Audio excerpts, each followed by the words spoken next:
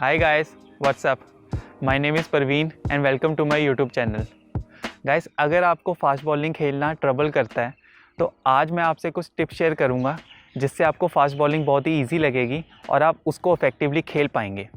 Now batting की अगर मैं बात करूं तो उसमें जो सबसे इम्पॉर्टेंट चीज़ है वो है पॉस्चर और स्टेबिलिटी। अगर मेरा पॉस्चर और स्टेबिलिटी अच्छी होगी तो मैं फास्ट बॉलिंग में जो मूवमेंट होती है, अगर सपोज़ मैं फास्ट बॉलर खेल रहा हूँ तो बहुत ज़रूरी है कि जो मेरी मूवमेंट है वो फास्ट होनी चाहिए। अगर मेरी मूवमेंट फास्ट नहीं होगी, चाहे वो फ्रंट फुट पे जाना हो या बैक फुट पे जाना हो, तो मैं फास्ट बॉलिंग को इफेक्टिवली नहीं खेल पाऊँगा। तो बहुत ज़रूरी है कि मेरा जो पॉस्चर है वो सही होना चाहिए। सपोज़ अगर मैं स्टांस ले रहा हूँ तो मेरा जो बॉडी वेट है 70% बॉडी वेट मेरे बॉल और फुट पे होना चाहिए। ठीक है, ऐसे नहीं कि मैं ऐसे खड़ा हूँ स्टांस लेते हुए ऐसे खड़ा हूँ, नहीं, मेरा बॉल ऑफ फुट पे होगा। 70% body weight ball of foot पे होगा। नीज थोड़े से बेंड रहेंगे और ये जो गैप है दोनों पैरों के बीच में ये एटलीस्ट शोल्डर विड्थ अपार्ट होने चाहिए। अगर ये शोल्डर विड्थ अपार्ट होंगे तो मैं बहुत ही अच्छी तरह से अपना वेट ट्रांसफ़र कर सकता हूँ फ्रंट फुट पे भी और बैक फुट पे भी। अगर मुझे बैक फुट पे जाना है या फिर फ्रंट फुट पे जाना है तो इजी रहेगा अगर एटलीस्ट इतना गैप होगा। अगर मैं सपोज़ इसको नैरो कर लेता हूँ, ज़्यादा गैप नहीं है, तो उस केस में अगर सपोज़ फ्रंट फुट में जाना है मुझे तो मुझे ज़्यादा डिस्टेंस कवर करना पड़ेगा और उसमें मेरा टाइम लूज़ होगा और मैं बॉल को अच्छी तरह से टाइम नहीं कर पाऊँगा। तो इतना गैप रखें। 70% body weight ball of foot पे होना चाहिए और थोड़ा सा नी में ऐसे बेंड होगा। ये एक एथलेटिक पोजीशन होगी, इससे आपको आसानी होगी वेट ट्रांसफ़र करने में, जो कि बहुत ज़रूरी है अगर मुझे फास्ट बॉलर खेलना है। सेकंड चीज़ है कि आपकी जो हेड और आइज़ का लेवल है वो बिल्कुल आपने अपनी देखना है, बिल्कुल आपके हेड का जो लेवल है वो बिल्कुल बॉलर की तरफ होना चाहिए, बिल्कुल लेवल होना चाहिए। ऐसा नहीं कि आपका हेड ऐसे जब आप स्टांस ले रहे हैं तो ऐसे होना चाहिए, नहीं, आपका बिल्कुल इस पोजीशन में रहना चाहिए, बिल्कुल बॉलर को देखते हुए। आपके शोल्डर साइड ऑन रहेंगे, ऐसे नहीं कि खोलने हैं, बिल्कुल ऐसे बॉलर की तरफ फेस करने हैं। और आपका जो पूरा फोकस है वो बॉलर के हाथ पे होना चाहिए। लाइक जैसे अर्जुन को सिर्फ चिड़िया की आंख दिखती थी ना, इसी तरह से आपको, अगर आप बैट्समैन है तो आपको सिर्फ बॉल ही देखनी है। और जब बॉलर रनअप ही लेता है तभी आपने अपनी पूरी आई सेट बॉलर के हाथ पे कर लेनी है। आपको मानो और कुछ दिखाई नहीं दे रहा, सिर्फ बॉलर के हाथ को देखना है आपने। और जब तक रिलीज़ नहीं होती और जब तक आप उसको कांटेक्ट करके शॉट नहीं मार देते तब तक आपने बॉल से नज़र नहीं हटानी।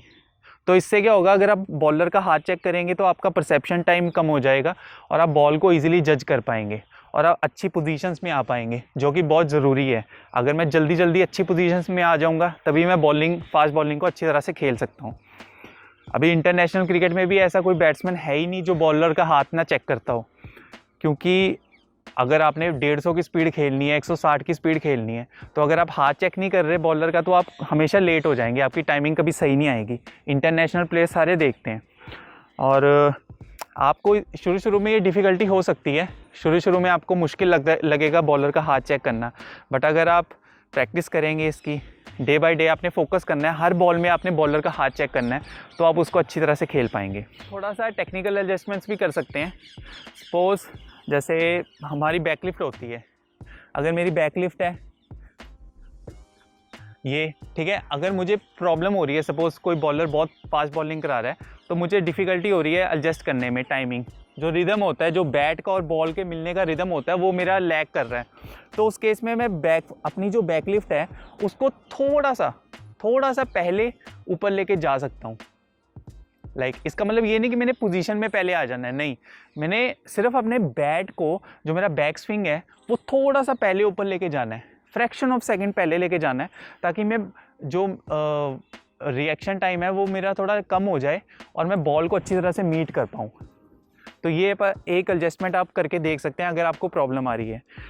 एक आप ऐसा भी कर सकते हैं, लो बैकलिफ्ट। कई बैट्समैन होते हैं इंटरनेशनल में भी जो लो बैकलिफ्ट के साथ खेलते हैं, जो बैट को ज़्यादा ऊपर लेके ही नहीं जाते, उनका बैक स्विंग ही बहुत कम होता है। तो वो भी आप एक एडजस्टमेंट करके देख सकते हैं प्रैक्टिस में। तो मे बी आपको ये स्टाइल सूट करे, क्योंकि ये आप कर सकते हैं ट्रायल एंड एरर। आप लो बैकलिफ्ट के साथ खेल के देखें कि आप तक ये तरीका आपको ज़्यादा कंफर्टेबल लगे और ज़्यादा आप अच्छी तरह से खेल पाएँ। ना कभी कभी क्या होता है कि जैसे मुझे पता है कि बॉलर बहुत तेज़ बॉल फेंकता है, तो मैं उस केस में पहले ही वो होता हूँ थोड़ा मतलब प्रेशर में रहता हूँ कि यार बॉल तेज आएगी। उस कंडीशन में ना मैं अपने मसल्स टेंस कर लेता हूँ पहले से ही, हमारे मसल पहले ही टेंस हो जाते हैं, तो मेरा ग्रिप थोड़ा मैं टाइट पकड़ लेता हूँ और मसल्स टेंस हो जाते हैं, तो जो बैट मेरा फ्री फ्लो में एकदम तेज़ आना चाहिए वो उतना ही स्लो हो जाता है, क्योंकि मेरे मसल्स टेंस हो चुके हैं, तो मेरा जो मूवमेंट है उसकी वो स्लो हो जाती है। तो आपको इस चीज़ का ख्याल रखना है कि अगर फास्ट बॉलर भी है तो आपने काम रहना है, आपने ऐसा नहीं कि मैंने जल्दी जल्दी शॉट खेलना है, तो उस केस में आप और ज़्यादा टेंस हो जाएंगे आपके मसल और स्लो हो जाएगी आपकी बैट स्पीड। तो आपने बिल्कुल रिलैक्स रहना है, इसको लूज़ पकड़ना है। जितना आप लूज़ रहेंगे, जितना आप रिलैक्स रहेंगे, उतना आपका बैट भी तेज आएगा। तो इस चीज़ का आप ध्यान रखें। नाउ आपको एक बेसिक सी चीज़ बताता हूँ। सपोज़ मैंने मैच में कोई बॉलर है जो 150 की स्पीड से कराता है और मैं नेट में प्रैक्टिस कर रहा हूँ 140 की स्पीड से, तो नेचुरली जब मैं मैच में जाऊँगा तो मुझे प्रॉब्लम होगी। पर अगर मैंने प्रैक्टिस ही 160 की करी हुई है, तो अगर मैं मैच में जाऊँगा तो मुझे 150 वाली तो बड़ी आसान लगेगी। तो आपने प्रैक्टिस भी इसी तरह से करनी है इस चीज़ की। सब जब आप नेट प्रैक्टिस करेंगे तो आपने, या तो आपको शायद इतना फास्ट बॉलर कोई मिले ना, तो आप क्या कर सकते हैं कि जो पिच का डिस्टेंस है, आप बॉलर को बोलें कि वो 18 यार्ड से बॉलिंग कराए या 20 यार्ड से कराए, तो उससे नेचुरली आप बॉल तेज़ आएगी उसकी, तो आपकी प्रैक्टिस भी उस तरह से होगी, आपका रिएक्शन टाइम कम हो जाएगा और आपके रिफ्लेक्सेस फास्ट हो जाएंगे जब आप इस तरह से प्रैक्टिस करेंगे।